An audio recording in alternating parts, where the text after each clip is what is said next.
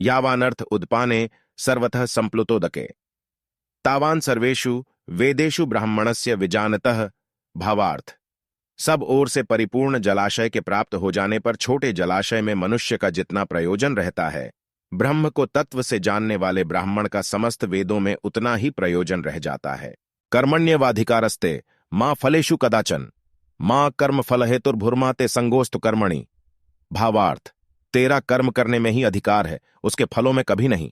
इसलिए तू कर्मों के फल हेतु मत हो तथा तेरी कर्म न करने में भी आसक्ति न हो। योगस्थः कुरु कर्माणि संग त्यक्त्वा धनंजय सिद्ध या सिद्धयोः समो भूत्वा समत्वम योग उच्यते। भावार्थ, हे धनंजय, तू आसक्ति को त्याग कर तथा सिद्धि और असिद्धि में समान बुद्धि वाला होकर योग में स्थित हुआ कर्तव्य कर्मों को कर।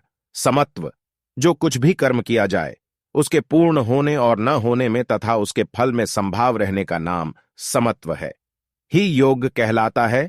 दूरेण ह्यवरं कर्म बुद्धियोगात् धनंजय बुद्धौ शरण मनविच्छ कृपणाः फलहेतवः। भावार्थ, इस समत्व रूप बुद्धियोग से सकाम कर्म अत्यंत ही निम्न श्रेणी का है। इसलिए हे धनंजय, तू संबुद्धि में ही रक्षा का उपाय ढूंढ, अर्थात बुद्धियोग का ही आश्रय ग्रहण कर, क्योंकि फल के हेतु बनने वाले अत्यंत दीन हैं। बुद्धियुक्तो जहाति उभे सुकृत दुष्कृते तस्माद्योगा युज्यस्व योग कर्मसु कौशलम। भावार्थ, संबुद्धियुक्त पुरुष पुण्य और पाप दोनों को इसी लोक में त्याग देता है, अर्थात उनसे मुक्त हो जाता है। इससे तू समत्व रूप योग में लग जा। यह समत्व रूप योग ही कर्मों में कुशलता है, अर्थात कर्मबंध से छूटने का उपाय है। कर्मजम बुद्धियुक्ता ही फलम त्यक्त्वा मनीषिण जन्मबंध विनिर्मुक्ता पदम गच्छन्त्यनामयम्।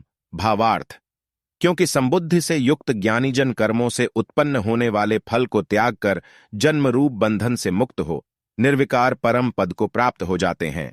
यदा ते मोहकलिलम बुद्धिर्व्यतितरिष्यति तथा गणतासि निर्वेदम श्रोतव्यस्य श्रुतस्य च। भावार्थ, जिस काल में तेरी बुद्धि मोहरूपी दलदल को भलीभांति पार कर जाएगी, उस समय तू सुने हुए और सुनने में आने वाले इस लोक और परलोक संबंधी सभी भोगों से वैराग्य को प्राप्त हो जाएगा।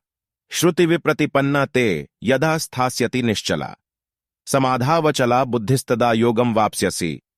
भावार्थ, भांति भांति के वचनों को सुनने से विचलित हुई तेरी बुद्धि जब परमात्मा में अचल और स्थिर ठहर जाएगी, तब तू योग को प्राप्त हो जाएगा, अर्थात तेरा परमात्मा से नित्य संयोग हो जाएगा। अर्जुन उवाच स्थित प्रज्ञस्य का भाषा समाधिस्थस्य केशव स्थितधि किम प्रभाषेत किमासीत व्रजेत किम। भावार्थ, अर्जुन बोले, हे केशव, समाधि में स्थित परमात्मा को प्राप्त हुए स्थिर बुद्धि पुरुष का क्या लक्षण है? वह स्थिर बुद्धि पुरुष कैसे बोलता है, कैसे बैठता है और कैसे चलता है? श्री भगवान उवाच प्रजहाति यथा कामान सर्वान् पार्थ मनोगतान आत्मयेवात्मना तुष्टः स्थित प्रज्ञस्तदोच्यते।